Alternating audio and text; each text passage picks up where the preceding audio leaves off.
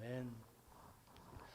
잠언에서 솔로몬의 잠언이라라고 하는 표제가 있는 것은 세 군데밖에 없습니다. 우리가 1장, 그리고 여기 10장, 그리고 25장에서 솔로몬의 잠언이라라는 말을 씁니다. 이렇게 솔로몬이 자기가 지은 그 잠언이라고 하는 것을 표시하는 이유는 이것이 앞에 쭉 오던 그 단락이 이제 전환한다는 겁니다. 새로운 주제로 전환하고 새로운 방향으로 바뀐다고 하는 것이죠. 앞에 1장에서 9장까지는 잠언의 그 모음의 서곡이라고 할 수 있습니다. 지혜의 위대함, 이런 지혜를 삶에서 지속적으로 추구해야 한다는 것을 강조하는 그런 솔로몬의 교훈이었다고 하면, 여기 10장에서 22장 중반까지는요 잠언 모음집입니다. 특별히 아주 짧은 대꾸, 그러니까 앞과 뒤, 의인과 악인, 지혜로운 자와 미련한 자, 이런 식으로 대비를 시켜서 이 지혜, 의인, 이런 것을 강조하는 것이죠. 여기에는 총 375개의 잠언이 수록되어 있는데요, 이 의인과 지혜자를 강조하면서 그 삶의 결과가 어떤지, 악인의 삶의 결과는 어떤가 하는 것을 보여주죠. 그래서 우리가 왜 어리석은 악인이 아니라 지혜로운 의인의 삶을 살아야 하는 것을 우리에게 알려주고 있는 겁니다. 여러분, 사실 잠언은요 그냥 좋은 말들, 그냥 감동이 되는 말들을 모아서 그렇게 기록한 것이 아닙니다. 이것은 어쩌면 그 삶에서 경험하고 체득하고 그 인생에서 아주 깊은 우물에서 길어 올리는 것 같은 그런 삶의 교훈들, 솔로몬이 뼛속 깊이 그렇게 느꼈던 일들을 적은 거기 때문에 읽는 사람에게는 깊은 감명이 되는 것이죠. 솔로몬의 삶이 거기에 다 녹여 있는 겁니다.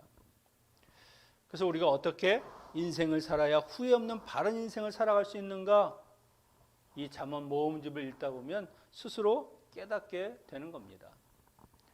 오늘 본문에서도 대접법을 사용해서 의인과 악인, 지혜로운 자, 미련한 자를 비교하고 지혜자의 삶이 무엇인가 하는 것을 우리에게 가르쳐주고 있습니다. 사람들은 세상에서 잘 사는 방법들을 배우기 위해서 여러 가지 시도를 하죠. 그것과 관련된 서적들을 읽는다든지, 아니면 좋은 세미나, 아니면 유튜브에서라도 명강의가 있으면 그걸 듣는 겁니다. 여러 가지 노력을 해서라도 잘 사는 것, 잘 살고자 하는 그런 것을 이루고자 하는 것이죠. 그런데 세상 사람들이 잘 산다 하는 것과 이 성경에서 말하는 잘 사는 것과는 좀 차이가 있습니다. 세상 사람들이 말하는 잘 사는 것은 물질적인 소유를 늘리고 그들의 삶에서 더 많은 소득, 그리고 성공하는 것과 같은 그런 처세술들을 이야기하는 것이라고 하면, 성경에서 말하는 잘 사는 것은 이런 물질적인 것과 세상의 성공과는 거리가 멀다는 것이죠. 오늘 말씀을 통해서 성도가 정말 잘 사는 삶이 어떤 것인가, 지혜자의 삶이 어떤 것인가 하는 것을 생각해보고, 내가 꿈꾸고 소망하는 것과 얼마나 다른지, 아니면 얼마나 비슷한지 하는 것을 비교해보고자 합니다. 1절에 보니까 솔로몬의 잠언이라 지혜로운 아들은 아비를 기쁘게 하거니와 미련한 아들은 어미의 근심이니라. 아비는 기쁨, 어미는 근심, 이런 뜻이 아니라 부모라고 하는 두 사람을 대표해서 이야기하는 것이죠. 여러분, 지혜로운 사람들, 부모를 기쁘게 할 수밖에 없습니다. 바른 삶을 살아가고, 그리고 어리석거나 미련한 짓을 하지 않기 때문에 그가 하는 모든 행동은 부모들의 기쁨이 될 수밖에 없는 것이죠. 하나님을 알고 그분을 경외하는 삶을 살아가는 그런 지혜자들은 반드시 기쁨을 주는 그런 삶을 살아갈 수밖에 없습니다. 하나님이 내 부모를 공경하라 하시는 말씀을 하시는 것도, 내가 부모를 어떻게 공경하는지, 내가 부모를 정말 기쁘게 하는지 혹은 슬프게 하는지에 따라서 그것이 나에게 하는 것과 곧 같다라고 하는 것을 말씀하는 겁니다. 하나님을 신실하게 섬기는 사람은 부모님들을 신실하게 섬길 수밖에 없죠. 하나님의 그 대리자로 우리에게 주신 그 부모님, 그분에 대한 그 자식의 도리라고 하는 것은요, 하나님께 대한 그 성도의 도리에 근거해서 행해야 될 인간으로서 가장 기본적인 덕목이기 때문에 부모를 기쁘게 할 수밖에 없는 것이죠. 이런 지혜로운 자녀가 부모를 기쁘게 하기 위해서 삶에서 실천해야 될 일이 있는데 오늘은 두 가지 정도를 이야기합니다. 2절에서 5절까지에서는 재물에 관한 이야기를 하죠. 2절에 보니까 불의의 재물은 하나님이 원치 않는 불의한 방법으로 번 그런 돈, 불의한 재물을 가까이 하지 말라 하는 이야기를 하고 계시는 겁니다. 성경에서도 이런 불의한 재물에 손을 댔다가 하나님의 무서운 징계를 받은 사람들이 있죠. 아간이라고 하는 사람, 그 여리고성을 점령하려고 할 때 그는 많은 것도 아닙니다. 신할산 외투 한 벌, 은 200세겔, 그리고 50세겔의 금덩이를 그 불의한 재물을 감추고 숨겼다가 결국 그것이 드러나고 온 가족과 함께 죽음을 당했습니다. 차라리 손을 대지 않았더라면 그가 죽는 일은 없었을 텐데. 아합은 어떻습니까? 그 나봇의 포도원, 왕이 가지고 있는 것에 아무 요만한 점도 되지 않는 그 재산을 타면서 거짓 증인을 세우고 그를 죽이고 포도원을 강제로 빼앗았습니다. 이 불의한 재물이죠. 결국 그 자신도 처참하게 죽고 마는 겁니다. 이 불의의 재물을 취하는 것은요, 다른 것이 아닙니다. 하나님을 경외하지 않는 삶을 산 그런 삶의 결과라고 하는 것이죠. 돈에만 가치를 두고 하나님을 멸시한 사람들이 걸어가는 헛된 길이 바로 이 불의한 재물을 탐하는 겁니다. 세상 사람들은 뭐로만 가도 서울만 가면 된다. 불의하든 아니하든 상관없다. 그냥 빠르게 많이 모을 수만 있다면 때가 그 길을 갈 것이다. 그런 마음을 갖고 있으니까 오히려 그런 기회들을 찾아다니는 겁니다. 하지만 이것이 하나님 보시기에 악한 행동이라고 하는 것이죠. 이런 불의한 재물이 무익하다 하는 말을 하는 것은 이 재물이 얼마 동안은 그 사람에게 기쁨이 되고 혹은 유익을 주는지는 모르겠지만 결과적으로 그 마음에 참된 기쁨과 평안은 없다는 겁니다. 그리고 유익이 아니라 도리어 해가 된다는 것이죠. 하나님은 본질상 절대적인 선 그리고 공의로운 분이십니다. 악은 미워하고 선은 기뻐하고 하나님께서 이 의인의 영혼은 줄이지 않게 하신다 하시는 말도 그 의인의 일생뿐만 아니라 그의 삶을 책임져 주시는 것이죠. 특별히 영적인 문제, 영적인 풍요로움을 느끼면은 삶의 모든 영역에서 기쁨과 그리고 감사로 충만해지는 삶을 사는 겁니다. 물론 의인도 가난하게 살 수 있어요. 하나님을 믿는다고 다 부자가 되는 것은 아니죠. 어쩌면 가난한 사람이 더 많을 수도 있습니다. 하지만 하나님께서 그와 그 관계를 지속하시고 하나님이 붙들어 주시는 한 물질적으로는 부족하다 할지라도 하나님이 공급하시는 그 영적 풍요만큼은 세상에 그 누구 못지않게 풍요로운 삶을 살아갈 수 있다고 하는 겁니다. 그런데 악인의 소욕은 물리치신다. 악인은 여러 가지 욕심을 꿈꾸고 자기 나름대로 많은 계획을 하지만 그게 복이 되지 못하고 화가 된다는 것이죠. 왜냐하면 이 복은 하나님에게서 나오는 거죠. 하나님이 복의 근원이신데 그분이 내쳐버리면 하나님과의 관계가 끊어지게 되면 더 이상 그에게는 하나님이 주시는 복이라고 하는 것은 전혀 없다는 것이죠. 여러분 구약에서 죽음, 시체라고 하는 것은요 만지면 부정하다 그래서 절대 만지지 않습니다. 제사장뿐만 아니라 일반 사람들도요. 그 이유가 무엇입니까? 죽었다고 하는 것은 이미 하나님의 은혜가 끊어졌다는 겁니다. 더 이상 거기에 하나님이 할 수 있는 것이 없다. 그러니까 그 끊어진 관계, 그 시체에 손을 대는 것조차 나를 부정하게 만든다는 것이죠. 사람이 하나님과의 관계가 끊어지면 뭐 아무 것으로도 그것은 치유하거나 회복할 수가 없습니다. 그래서 이렇게 하나님이 악인의 소욕은 물리치신다. 결국 그들은 죽은 존재, 시체와 같은 존재가 된다는 것이죠. 잠언 21장 6절에 보면 속이는 말로 재물을 모으는 것은 죽음을 구하는 것이라 곧 불려다니는 안개니라. 우리의 재물은 결국 죽음을 부른다는 겁니다. 여러분, 그래서 우리가 살면서 나는 성실하고 정직하게 정말 하나님의 뜻대로 제대로 살았는데 왜 맨날 사는 것은 그 자리고 왜 맨날 이 지긋지긋한 가난은 떠나질 않는 것인가?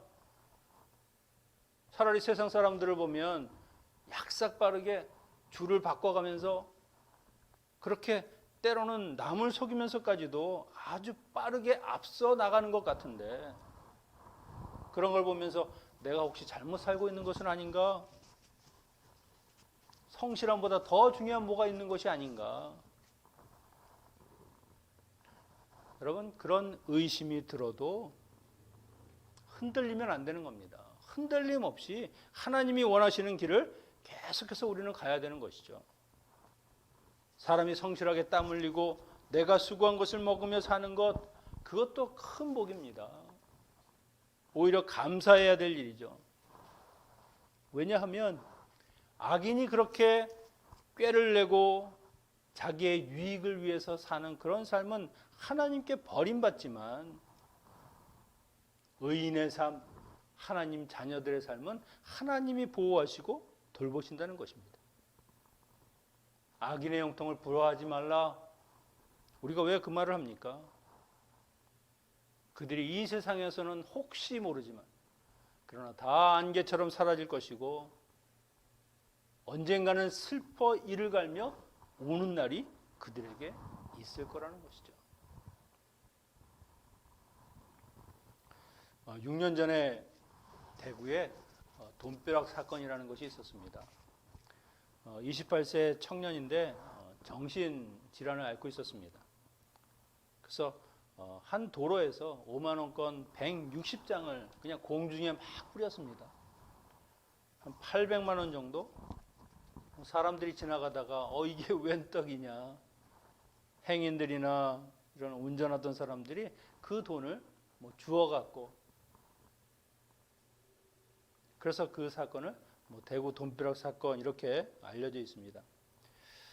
하지만 그 남성이 뿌린 그 돈은요, 그 할아버지가 폐휴지를 모아서 그에게 남겨진 유산 4,700만 원 중에서 일부라는 것이 알려졌습니다.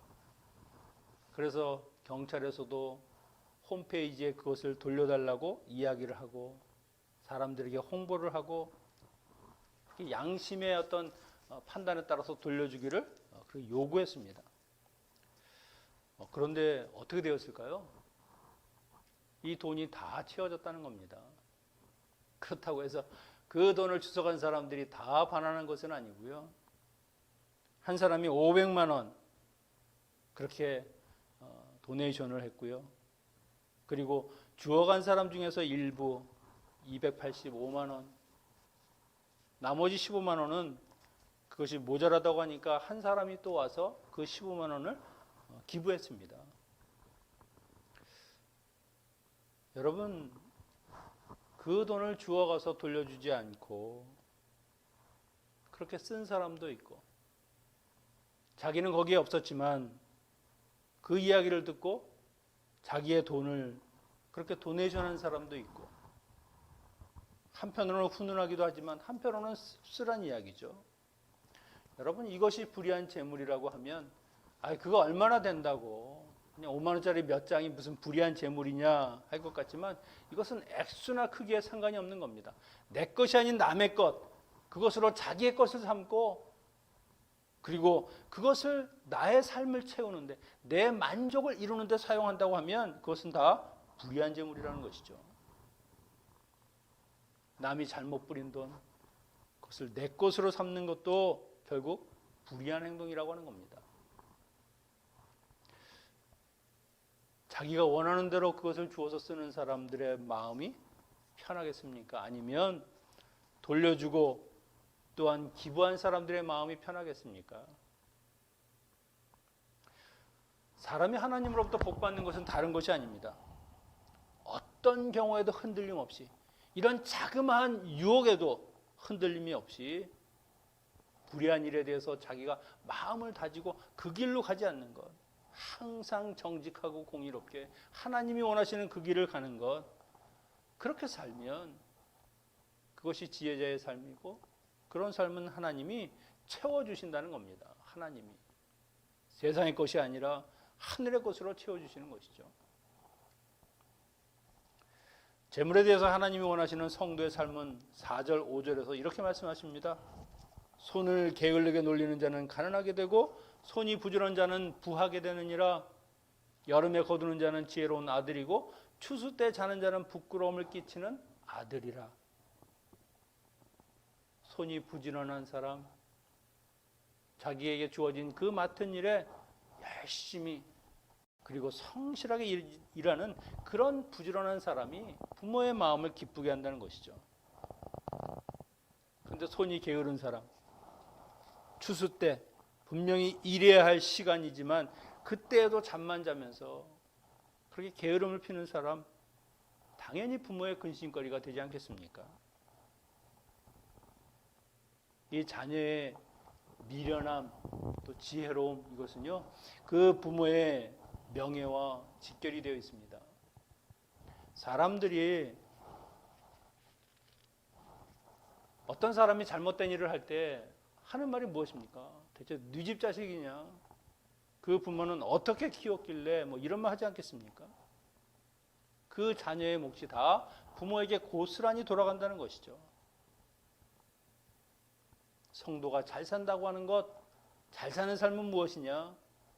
하나님이 말씀하신 대로 이런 정직하고 부지런한 삶을 사는 것, 자기가 일한 것으로 만족하고 그 이상의 헛된 욕심을 내지 않는 것, 그것이 바로 하나님이 말씀하신 지혜자의 삶이라고 하는 겁니다.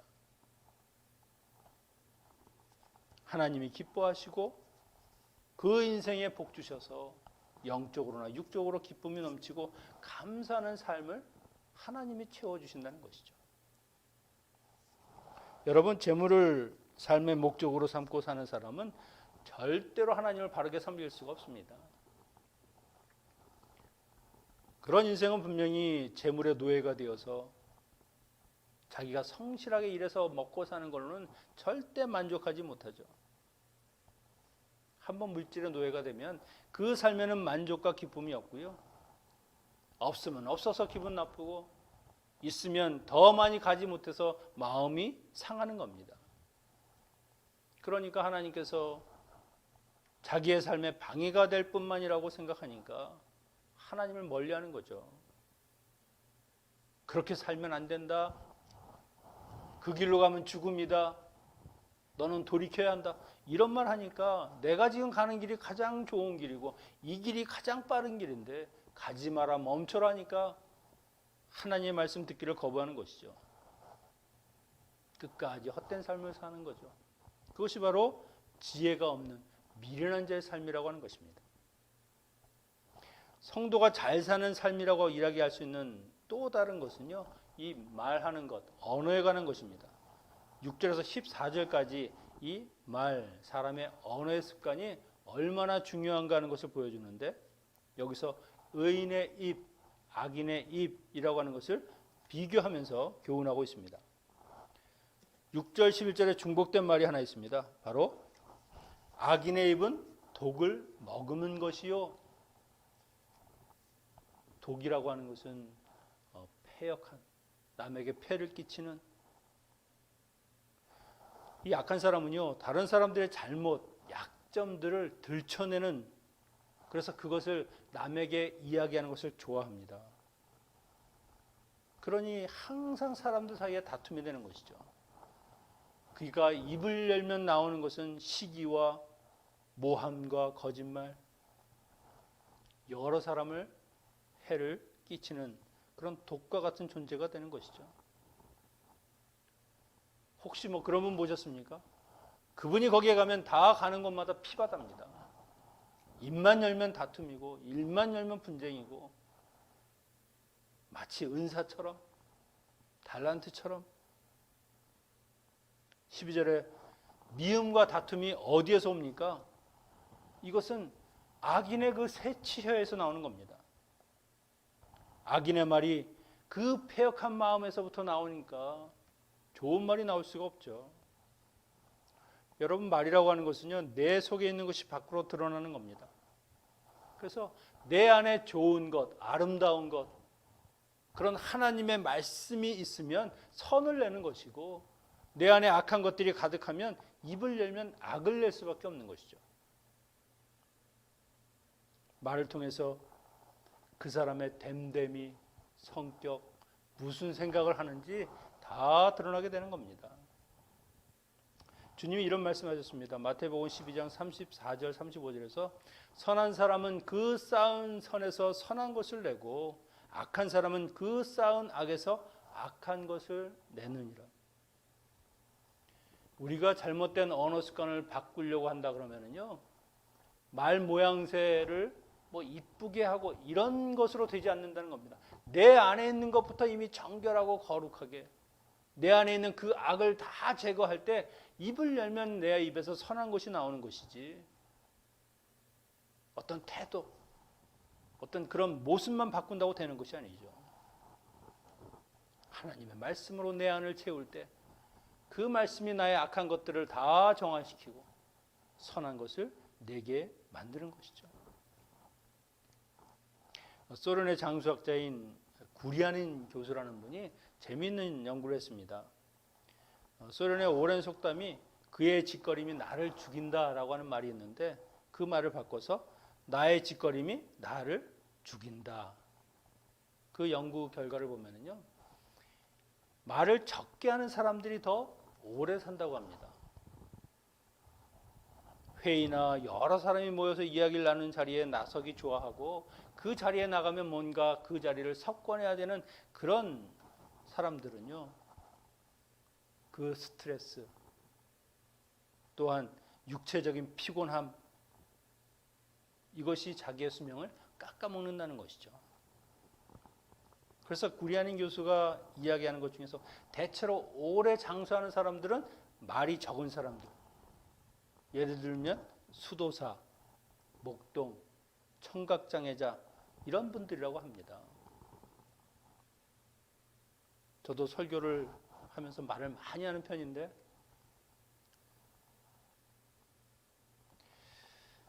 (14절에서) 지혜로운 자는 지식을 간직한다 할 때 이 간직한다라는 말이요, 쓸데없는 말, 함부로 하는 말을 하지 않고 정말 중요하고 적당한 때에 아주 신중한 언어 생활을 하는 것이 바로 이 간직하다라는 말입니다. 저도 가능하면 사람들과 만날 때 많은 말을, 원래 말을 많이 하는 편도 아니긴 하지만 적게 하는 편입니다. 왜냐하면 제가 말수가 적어서가 아니라 저도 말하는 것을 굉장히 좋아하지만 자꾸 말을 많이 하다 보면 제 바닥이 점점 드러나거든요. 적게 하면 그래도 뭔가 신비감이 있고, 그래서 뭔가 있는 것 같고, 그래서 참는 겁니다. 미련하고 악한 자의 입은 그 자신에게 채찍과 징계가 되지만 결국 그들은 멸망과 심판밖에 없는 것이죠. 여러분, 작은 입술이지만, 작은 혀이지만 그것이 우리의 삶과 죽음을 판가름하는 아주 중요한 분기점이 된다는 것을 꼭 생각해야 됩니다. 이에 반해서 의인의 입은 어떤가?